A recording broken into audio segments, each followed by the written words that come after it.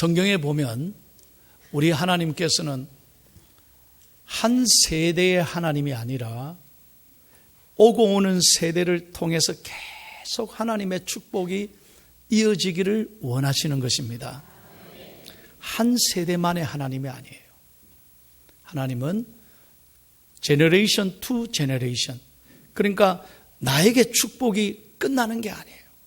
이 축복이 다음 세대의 손자 손녀들 계속해서 이 믿음의 복이, 축복이 흘러나가기를 원하시는 것입니다. 저는 목회하면서 제일 행복할 때가 언제냐, 감사할 때가 여러분의 자녀들이 잘 되는 것을 볼 때 너무너무 저는 기뻐요. 여러분보다 여러분의 자녀들이 더 믿음의 대장부가 되고 영적 리더가 되는 걸 볼 때 참 감사하더라고요. 그러면 반대로 목회하면서 목사로서 어떤 데 제일 가슴이 아프느냐, 우리 부모님들은 신앙생활 아주 잘하셨는데 다음 세대는 신앙을 잃어버릴 때 교회를 떠나버리고 세상에 빠지고 그렇게 해서 마치 하나님을 모르는 것처럼 방황하고 살아가는 자녀들을 볼 때 저는 목사로서 제일 가슴이 아파요. 자, 이스라엘 백성들이 가나안 땅을 향해서 광야 40년을 헤맸잖아요. 죽도록 고생했잖아요. 그래서 여호와를 앞장서서 이스라엘 백성들을 가나안 땅에 들어가서 얼마나 고생 많이 했습니까? 가나안 땅 그 모든 부족도가 전쟁을 치르면서 그 땅을 다 한 나라 한 나라 차지하게 된 거예요. 그런 다음에 1세대들은, 가나안 1세대들은 그들은 신앙을 지키면서 믿음의 땀을 흘리면서 농사를 지었고 이방 문화에서도 흔들리지 않고 믿음으로 살았고, 그리고 수십 년이 지난 다음에 이제 고생 끝에 낙이 온 거예요. 그래서 그들은 배가 드디어 가난함을 이기게 됐고 열매를 따먹기 시작한 거예요. 근데 문제는 뭐냐? 그 다음 세대들이 이 하나님의 은혜를 잊어버리고 부모님의 그 신앙을 잊어버리고 다 이제는 부모님이 해난 그 아름다운 열매를 따먹으면서 이방 문화에 다 빠지는 거예요. 우상에게 마음을 다 빼앗기고, 우리가 뭐 해봤자 이제 할 게 뭐 있노? 우리가 나무 밑에서 노래나 부르고 인생을 인조이 할자, 요러고 살았다 이 말이에요. 하나님을 기억하지 못했다는 거예요. 왜? 현실에 안주했기 때문에 그래요. 이것이 영적 위기인 겁니다. 여러분, 잘 사는 것 물론 중요합니다. 그런데 오히려 이것 때문에, 물질 때문에 하나님을 잊어버리는 것, 이것이 영적인 위기다 이 말이에요. 두 번째 이유는 이것입니다. 다 같이 읽겠습니다. 시작. 신앙을 가르치지 못한 부모들의 책임입니다. 여러분, 누구의 책임이라고요? 하나님이 분명히 말씀하십니다. 다음 세대도 문제지만 더 문제는 뭐냐? 1세대들이 문제다. 왜? 1세대들이 고생했으니까 하나님을 가르치지 않고, 너희들은 이제 더 이상 가난하게 살지 마라, 좀 배부르게 넉넉하게 살아라, 물질만 강조한 것입니다. 편안하게 살기를 바란다. 하나님을 가르치지 않았다는 거예요. 그러니까 이들이 하나님의 역사를, 하나님의 사랑을 전혀 잃어버리고 그들이 막 그 세상에 타락하고 빠지기 시작했던 것입니다. 하나님은 분명히 말씀합니다. 여호수아의 사는 날 동안에는 저들이 하나님을 기억했으나 저들이 다음 세대에게 하나님을 가르쳐주지 아니한 까닭에 그들이 하나님을 잊어버렸다. 누구의 책임이라고요? 오늘 우리 책임이다. 여러분, 오늘 우리 부모님들이 잘못 생각하는 게 있습니다. 우리 부모들이 먼저 회개해야 됩니다. 우리는 자녀들에게 무엇을 먼저 가르치고 무엇을 먼저 관심 있게 얘기합니까? 맨날 좋은 대학 가라, 너희 돈 잘 벌어라, 세상에 성공해라. 늘 입만 여시면 돈 하는 거예요. 그러니까 아이들이 돈만 들으니까 돌아버리는 거예요. 이게 뭔 말인지 아세요? 돈 하니까 돌아버리는 거예요. 부모님들의 생각, 부모님들의 가치관이 세상에 있는 거예요. 그래서 좋은 대학, 좋은 자리, 소위 말하는 성공, 그것이 전부인 줄 알고 그것만 가르치고 그것만 우리가 목적으로 삼으니까 이 땅의 젊은이들이 하나님을 잊어버리고 가치관이 없이, 목적 없이 흔들리며 방황한다는 것입니다. 여러분, 사람을 키우지 않은 곳은 발전이 없습니다. 미래가 없어요. 그래서 최근에 우리나라에도 모든 공공기관, 기업에서 무슨 말을 쓰느냐? 요즘에 최고의 화두는 멘토링이란 단어예요. 멘토링이란 말이 무슨 말입니까? 사람을 잘 기르자. 시스템을 만들어서 사람을 멀리 내다보고 사람을 잘 키우고 뒷받침하는 제도적인 장치를 마련하자. 이게 멘토링이에요. 그렇습니다. 여러분, 오늘날 우리나라의 기업을 한번 보십시오. 1세대 그룹의 회장들은 열심히 땀 흘려서 그 회사를 이루어 놓았습니다. 그런데 다음 세대에 보십시오. 사람을 키우지 않으니까 자식들 간에 재산 싸움이나 하고 서로 분쟁하고 서로 더 가지겠다고 얼마나 우리의 마음을 아프게 합니까? 기업에 사람을 키우는 시스템이 없는 기업은 미래가 없어요. 잘 들으셔야 돼요. 그래서 오늘 세계의 기업은 무엇에 관심을 갖느냐? 사람 키우는 일에 관심을 갖는 기업이 잘 된다 이 말이에요. 교회도 마찬가지입니다. 교회가 어디에 관심을 가져야 되느냐? 내일의 하나님의 일꾼인 다음 세대에 관심을 갖지 않고 사람을 키우는 일에 교회가 관심이 없다면 그 교회는 절대로 미래가 보장되지 않아요. 교회는 뭐 하는 곳이냐? 사람을 키우는 곳이에요. 믿으시면 아멘. 한 사람이 얼마나 중요한지 몰라요. 여러분에게 제가 이 얘기를 소개하겠습니다. 잘 들어보세요. 미국에는 수많은 도시가 있지만 참 시애틀이라는 곳은요, 아름답습니다. 정말로 아름다운 항구 도시예요. 그래서 이런 영화가 있잖아요. 시애틀에, 아시면서 말 안 하는 거죠. 그 정도로 시애틀에 잠 못 이루는 밤에라는 영화가 있을 정도로 시애틀은 아름다워요. 그런데 시애틀이 유명한 이유가 있습니다. 시애틀에는 자랑거리가 3가지 있습니다. 미우가 아름다운 게 아니야. 시애틀이 자부심을 갖는 이유가 있어요. 왜? 시애틀에서 유명한 사람을 길렀어요. 이 3사람이 미국뿐만 아니라 세계를 지금 이끌어가고 있어요. 그 사람을 여러분에게 제가 소개할게요. 첫 번째 사람이 누구냐? 바로 빌 게이츠입니다. 지금부터 제가 소개하는 이 3사람은요, 공통점이 있습니다. 대학을 나오지를 못했습니다. 대학 졸업장이 없는 사람이에요. 잘 들어보세요. 이 빌 게이츠도 하버드 대학에 들어갔습니다만 중도 포기했습니다. 졸업장이 문제가 아니다. 그래서 젊은 날에 아이디어를 가지고 마이크로소프트사를 그는 창업을 하고 자신의 꿈과 비전을 가지고 이 마이크로소프트사를 운영해 간 거예요. 지금 이 사람이 개인 재산만 1,000억 불입니다.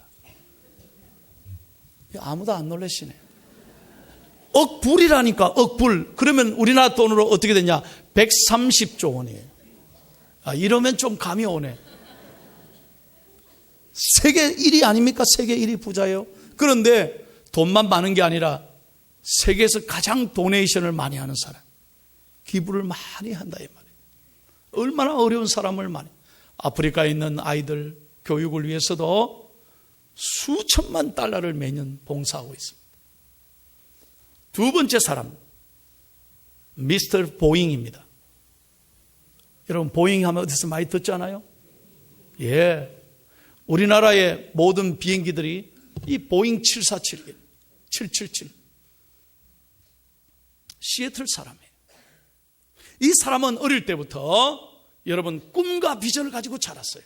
그래서 비행기를 만들었고 오늘 시애틀에 가면 세계적인 보잉 회사가 시애틀에 있어요. 큰 부자가 됐어요. 세 번째 사람은 미스터 맥콜드라는 사람이에요. 이 사람은 어떤 사람이냐? 우리가 쓰는 핸드폰의 창업자예요. 핸드폰을 세계 최초로 아이디어를 낸 사람이 맥콜드래요. 시애틀 사람이에요. 대단하죠. 제가 세 사람 얘기했습니다. 빌 게이츠, 보잉, 맥콜드. 이 사람이 세계의 모든 기업을 선도하고 있습니다. 여러분, 이 세 사람이 대학도 나오지 않고 어떻게 이렇게 학벌도 대단하지 않은데 오늘 세계의 인물이 됐느냐? 한 교회의 선데이 스쿨의 선생님 때문에. 그들은 한 교회 출신이.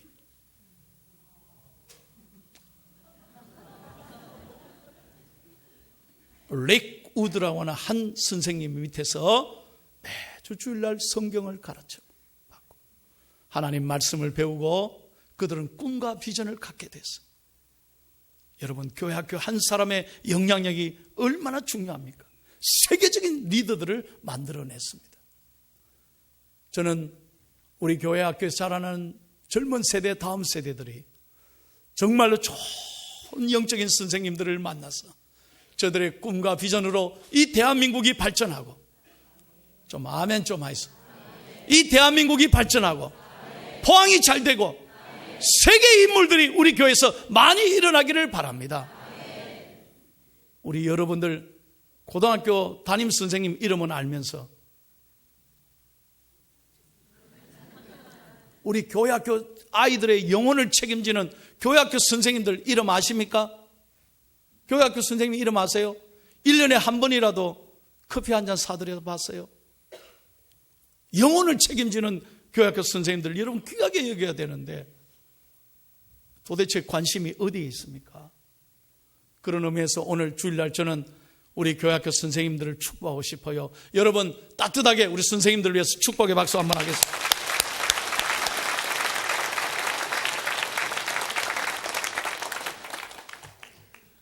그러면 우리 교회가 어떻게 나아가야 될 것인가?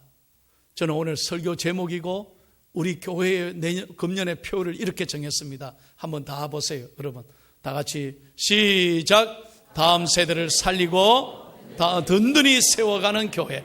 아멘. 다시 한번 믿으시면 아멘. 교회의 희망은 다음 세대에 있는 것입니다. 우리 교회는 이제 사람을 잘 키우는 교회가 되어야 될 줄로 믿습니다. 그럼 어떻게 해야 할까요? 네 가지 영적인 원칙을 간단하게 말씀드립니다. 첫째는 뭐냐? 우리는 먼저 회개하고 자녀들이 하나님을 경외하는 믿음을 개성하도록 전력을 다해서 가르쳐야 됩니다. 믿으시면 아멘. 다음 세대가 회개하는 게 아니에요. 먼저 우리 1세대가 부모님들이 회개해야 돼요. 돈이 중요한 것 가르치고 세상의 자리를 먼저 가르치고 물질의 그 가치관을 먼저 가르쳤던 우리가 회개해야 돼요. 무엇이 중요합니까? 학벌이 아닙니다. 자리가 아닙니다. 그들이 믿음을 떠나지 않고 믿음을 개성하고 흔들리지 않도록 믿음에게 가치를 두고 영적 능력을 가르칠 때 우리 자녀들이 세상에 흔들리지 않는 거예요. 믿으시면 아멘. 저는 오늘 축복합니다. 여러분보다도 여러분들의 자녀들이 믿음이 든든히 서기를 바랍니다. 그래야 미래가 있다는 것입니다. 여러분 요즘 교회 나오는 것이요 기적입니다. 정말입니다. 요즘 아이들은요 세상에 너무 재밌는 게 많아요. 유혹이 너무 많아요. 마귀가요 얼마나 아이들을 유혹을 많이 합니까?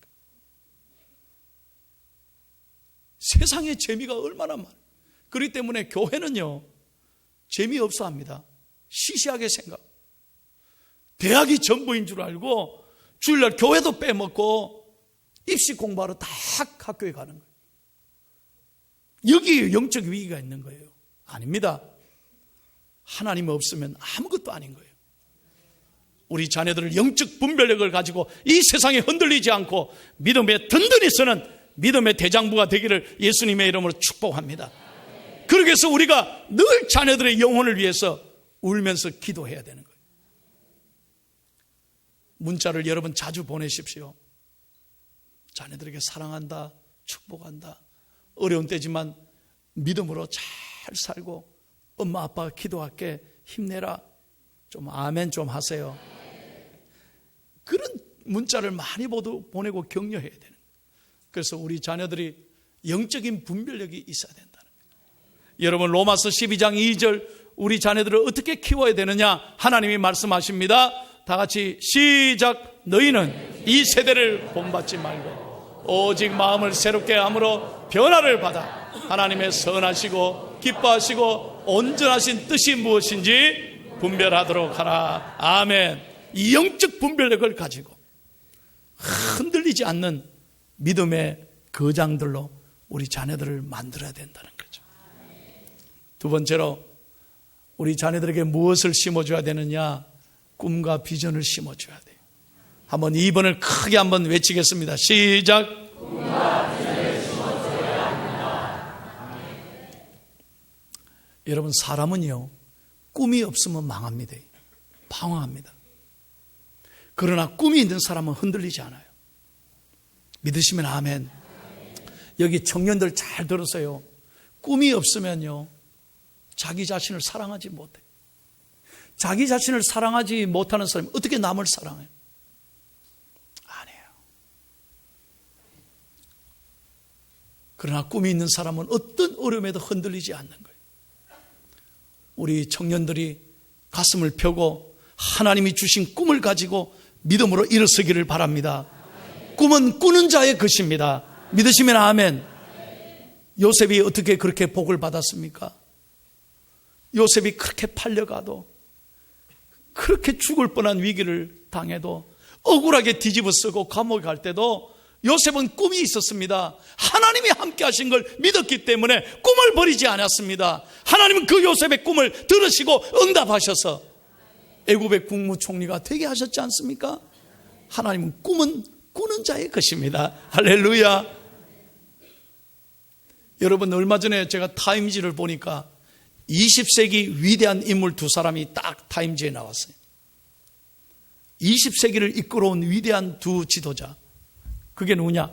아인슈타인과 토마스 에디슨이에요. 20세기의 두 거장이란 말이에요. 그런데 이 두 거장의 공통점이 뭐냐? 어릴 때 전응아였다는 거예요. 저는 이게 충격을 받았어요. 아이들이요 학교에 가서 적응을 못하는 거예요. 공부를 못하는 거예요. 그래서 학교에서 아이들 부모에게 좀 데리고 가라고. 도대체 가치를 못하니까. 그러나 놀라운 것은 부모들이 그 에디슨과 아인슈타인을 보면서 아이고 네 때문에 못 살겠다. 너는 도대체 왜 그러냐. 그런 말 한마디 안 했다. 참 부모님들이 대단해요. 늘 에디슨에게 너 잘할 수 있어. You can do it. 네가 꿈을 꾸면 언제든지 꿈을 이룰 거야. 언제든지 칭찬하고 격려했다는 거예요.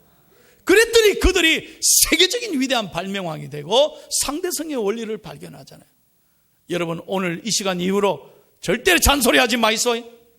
좀 아멘 하소. 잔소리하지 말아요. 정말로 아이들 축복하는 거예요. 격려하는 거예요. 왜 그래요? 왜 그래 도대체. 여러분 사랑하면 아이들이 칭찬하면 고래도 춤추고 격려하면 아이들이 가슴을 펴고 사는 거예요. 할렐루야. 꿈과 비전을 주기를 바라요. 세 번째 다 같이 읽겠습니다. 우리가 어떻게 아이들을 키워야 되나. 시작. 부모님들 말로 아이들 가르치지 마세요. 애들 다 압니다. 효도해라 그러면 할 필요 없어요. 여러분들이 여러분의 부모님께 하는 걸 보고 아이들은 그대로 합니다. 보세요. 부부간의 대화를 조심해야 돼요. 여러분 부인들이 엄마가 아빠에게 하는 말들 보고 나중에 자기 아내에게 그대로 하는 겁니다. 아빠가 아내에게 엄마에게 어떻게 대하는가 보고 자기 아내에게 그대로 하는 거예요. 애들은 그대로 따라하는 거예요. 그러므로 정말 애들을 어떻게 키워야 되느냐? 말로 하는 게 아니에요. 삶의 본을 보여야 되는 것입니다. 여러분, 예수님께서 이 땅에 오셔서 가장 올인하신 게 뭡니까? 예수님 딱 한 가지예요. 뭡니까? 사람 키우는 것이었어요. 제자 12 선택해서 그 제자에게 올인하셨습니다. 그러면 12 제자들이 학벌을 한번 조사해 보세요. 거기 서울대학 출신이 어디 있어요? 그 대학 나온 사람이 어디 있냐고요.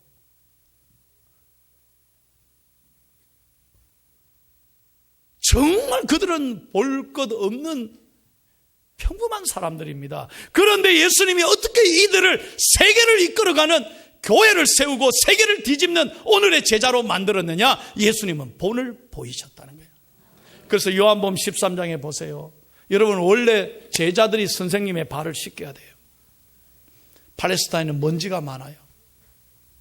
그런데 예수님은 그날에도 너희들 왜 내 발을 안 씻겠니? 너희들이 그래도 내 제자가 그런 말 하지 않았어요. 어떻게 하셨습니까? 먼저 허리를 낮추시고 수건을 허리에 둘러시고 대야를 가져오셔서 손수 그 더러운 발을 예수님은 사랑으로 씻으셨어요. 제자들이 여기에 충격받고 도전받고 그들이 나중에 훗날 믿음을 가졌을 때 주님을 위해서 목숨을 걸고 순교하지 않습니까? 교회를 세우지 않습니까? 사랑하는 여러분, 우리가 정말로 기억해야 될 것은 자녀 교육에서 가장 중요한 것은 슈바이처 박사가 이런 말 했어요. 첫째도 본을 보이는 것, 둘째도 본을 보이는 것, 셋째도 본을 보이는 것이다. 사람은 자기가 말하는 것보다도 말하지 않는 것으로 더 많이 가르친대요. 말하지 마세요. 보여주면 되는 거예요. 여러분, 이스라엘이 세계적인 군대 아닙니까? 그 조그마한 나라가 어떻게 팔레스타인의 강대국으로부터 그 나라의 정체성을 지키고 함부로 못하는 나라가 됐습니까? 629만 명밖에 안 돼요. 그런데 그 이스라엘이 위대한 군대가 될 수 있던 것은 지휘관들이요, 절대로 너희들 돌격 앞으로 이런 말 하지 않는다는 거예요. 그들의 군대에는 지휘관들이 앞으로 가 이런 말 하지도 않아요. 뭐라고 말하느냐? Follow me. 나를 따르라. 본을 보여주는 거예요. 오늘 저는 목사로서 굉장히 중요한 설교를 하는 거예요. 저는 여러분들에게 이렇게 사십시오, 이렇게 하십시오 100번 설교하는 것보다도 목사인 제가 그렇게 살면 교회가 달라질 줄 믿습니다. 저부터 달라져야 되죠. 우리 교회가 어떻게 하면 행복합니까? 우리 장로님들부터, 교회 리더부터 달라져야 돼요. 그렇게 본이 되면 교회는 더 좋은 교회가 될 줄로 믿습니다. 저는 금년에 꿈이 많습니다. 정말로 다음 세대를 아낌없이 지원하게 될 것입니다. 시설도 잘 투자할 것입니다. 그래서 미국 교회, 부흥하는 교회 가보세요. 본당부터 안 지어요. 우리나라는 꼭 본당부터 지을게요. 아니에요. 미국 교회들, 부흥하는 교회는 전부 다 교육관 먼저 지어요. 부모들은 아주 별 볼 일 없는 불편한 의자에 앉아서 예배드려요. 그런데 놀라운 것은 그렇게 아이들을 데려다 주다가 안 믿는 부모들이 너무 아이들이 교회를 좋아하니까 교회 오다가 주차장까지 오다가 본당에 어느 날 들어오고 등록해가지고 아이들로 시작한 12명이 10만 명 되는 교회가 얼마나 많은데, 그렇게 하나님 복을 주셔요. 믿으시면 아멘. 다음 세대를 기다리고 투자해야 되는 거예요. 그래서 저는 금년에 1월 달에 제일 먼저 무슨 일을 하느냐, 중고등부 아이들을 중국에도 보내고 저 베트남에도 보내고 큰 가슴을 가진, 넓은 가슴을 가진 아이들이 되라는 거예요. 5월 달에는 우리 청년들을 또 세계를 향해 보낼 것입니다. 내년에 70주년에는 저는 기도합니다. 우리 아동부 아이들을 제가 미국에 데리고 갈 거예요. 제가 갔다 와 보니까요, 비행기는 일찍 탈수록 좋습니다. 나는 너무 늦게 탔어요. 우리 아이들이 좀 일찍 탔다면 큰 꿈이 생기지 않을까? 나는 그렇게 생각하는 거예요. 그래서 저는 담임 목사로서 이 다음 세대에 투자해서 미국과 세계를 빨리 보고 와라. 그래서 대한민국의 정치, 경제, 사회, 교육, 스포츠계에 또 연예계에 앞으로 세계적인 인물이 우리 포중은 포항중앙이라 이 말이에요. 뭘 생각하는 거예요 지금. 우리 포중 출신들이, 우리 다음 세대들이 잘 일어나야 될 줄로 믿습니다. 세계 인물들이 우리 교회에 많이 나와야 되는 거예요. 할렐루야. 사람은 하루아침에 되는 게 아니에요. 그래서 하나님이 말씀하십니다. 자, 시편 126편 5절 6절을 읽고 마칠게요. 시작. 눈물을 흘리며 씨를 뿌리는 자는 기쁨으로 거두리로다. 울며 씨를 뿌리러 나가는 자는 반드시 기쁨으로 그 곡식단을 가지고 돌아오리로다. 아멘. 이게 사람 키우는 자세예요. 여러분, 1년을 준비하는 사람은 씨를 뿌리고 10년을 준비하는 사람 나무를 키우라는 말이 있어요. 그러면 100년을 준비하는 사람은 사람을 키워라. 굉장히 중요한 얘기예요. 100년을 내다보는 사람 뭘 키우라고요? 사람을 키워. 그래서 이런 말이 있습니다. It takes a village to raise a child. It will take church to raise a leader. 한 아이를 키우기 위해서는 한 마을이 필요하고 한 리더를 키우기 위해서는 한 교회가 필요하다. 저는 우리 다음 세대 한 사람 한 사람을 잘 키워서 이 민족과 세계 위대한 인물로 만들고 싶은 것이 저에게 주신 소명이고 꿈인 것입니다. 하나님은 저의 꿈을 이루어주시고 여러분의 꿈을 이루어주시고 우리 교회를 통해서 놀라운 일을 행하실 줄로 믿습니다. 우리 교회가 하나님 앞에 칭찬받는 교회, 사람을 잘 키우는 교회 될 수 있기를 예수님의 이름으로 축복합니다.